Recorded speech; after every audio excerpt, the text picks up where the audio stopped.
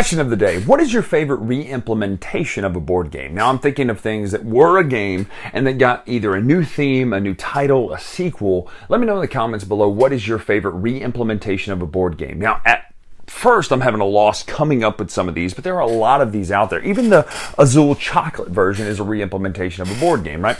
So let me know in the comments below what your favorite re-implementation of a board game is. Because today, we're talking about Namiji, Tokaido, Namiji. I'm from Alabama, so I'm going to butcher this. I talk about this every time. Let me know in the comments below what the correct pronunciation is, because this is YouTube. People do love to do that. So let me know in the comments below. I want to work on that because I do love the Japanese language. It's fascinating to me. But Namiji is a version of Tokaido in which you're doing the same mechanics, but you're actually fishing and shrimping, which, again, being from Bayou La Battery, Alabama, code in, baby. That is really dear to my heart, even though this is all the way over in Japan, but we're talking about fish and shrimp and crab, all the things that I grew up on, and still will have fried oysters for Christmas. That's right. Let me know in the comments below what is your favorite re-implementation of a board game as we talk about Tokaido Namiji right now.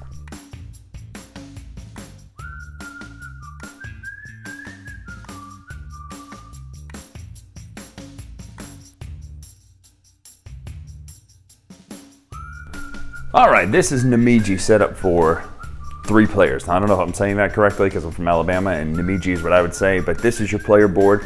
You have a fish area now. So instead of the regular Tokaido of shopping, you're fishing. It's mostly an aquatic game. You're fishing, crabbing, shrimping, collecting pictures of dolphins, octopus, and whales. So what's going to happen is it's the same mechanic as the original Tokaido, and if you're not familiar with that, is the last person moves on the board.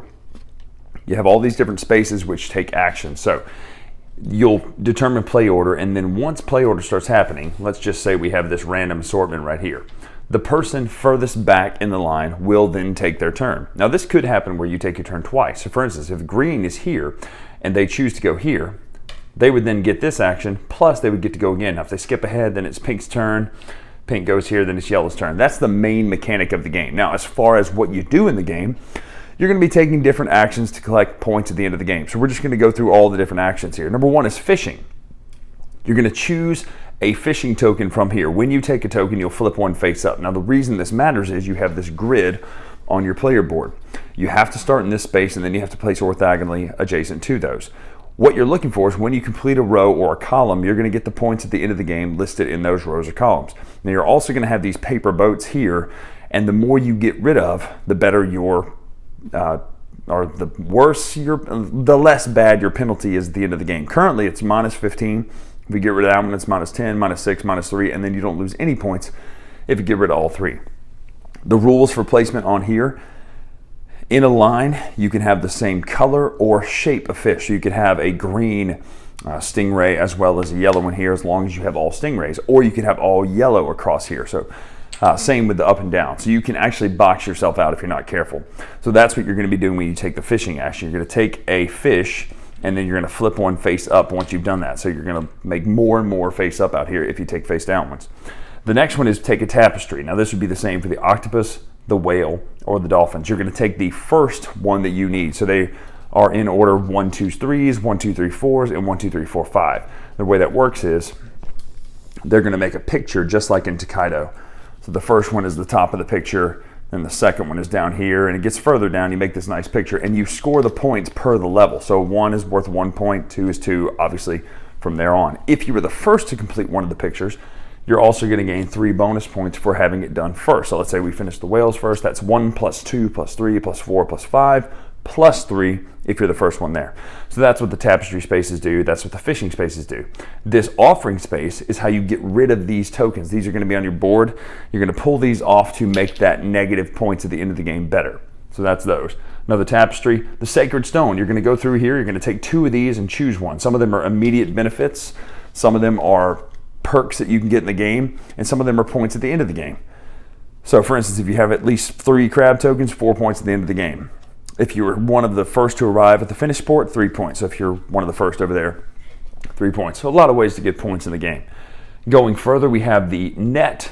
Now these nets are interesting because they are 2 tokens on each, and they're typically the same shape and color. So you see how that works? Blue fish, yellow eel, green fish, green stingray.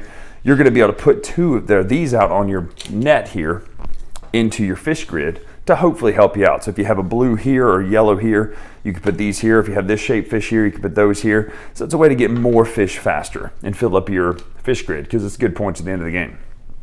That's what the net does. The shrimping, so you have this bag of crustaceans over here. You have shrimp and crab. You can reach up to 5 different times into here. Once you pull out, there's a fish in here for some reason. When you pull out a shrimp, you just keep it.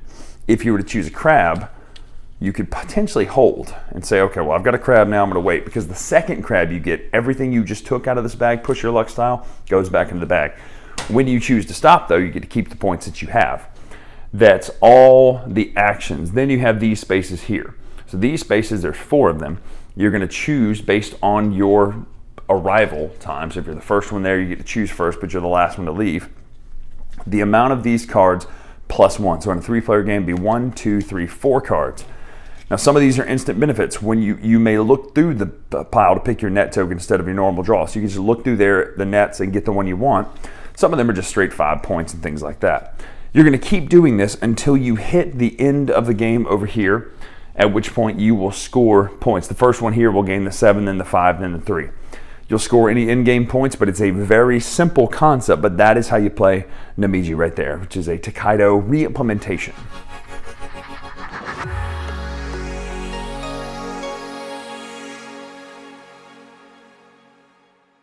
So that's how you play. It is basic. I've always liked Tokaido for its simplicity, the fact that you're just moving and taking the action, and you can move as far as you want up until those 4 stops and take the action. It might be a risk reward to go ahead and move further along, even though multiple people might get multiple turns before you get a turn again. So all in all, the game is beautiful. I've always loved the art of Tokaido. It's just one of those games that just looks great. Even the cartoonish style of some of the characters and things it's a really great art style. The art direction is really great, albeit there are no symbols on the board that tell you what something does. However, the actions are so easy to learn that they don't need a legend or a concordance to be like, well, what does this do? It's pretty simple. Okay, that's the fishing one, that does this. That's the net one, that does this. You know, it's really simple. So the art in this game is great. I actually like the simplicity of the white board with the actions on it. I like this board better that it's a flat board that moves in a circle as opposed to the long one. I like the little wooden boats. The one gripe I have when it comes to gameplay though versus the original is that you don't get that individual player power that you got in the original. It says this is a re-implementation of Tokaido, but it seems to be more stripped down than the original, albeit while adding mechanics that weren't in the original. So for instance, what I mean by that is you're not going shopping and set collecting and things like that.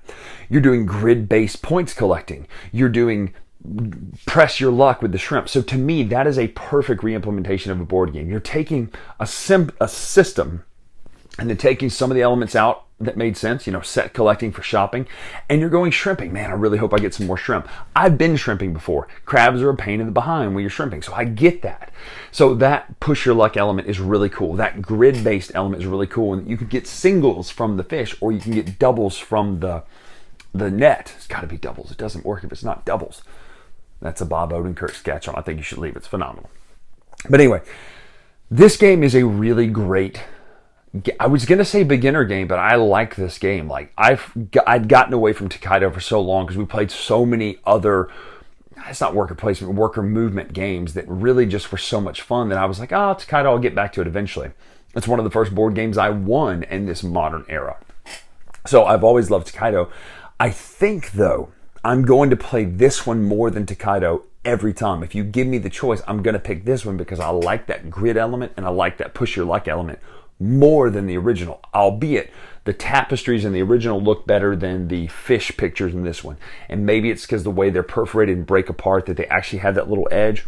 I don't know what it is. I think the first one looked a little better, but I like the way this one plays almost 1.5 times better than the original. So Tokaido Namiji to me is it's an 8 out of 10. It's a fun game. It's a beautiful game. It's a great game to get people into the hobby. This is a great intro game because it does feel like elements of those hobby games that people have been playing forever. Even things like Sorry, right? It's your turn to move. You just move a space. It's not too complicated. You can collect either the same color or the same type or one of the combinations of those two that matches your row. This is a solid game. Go pick this up immediately.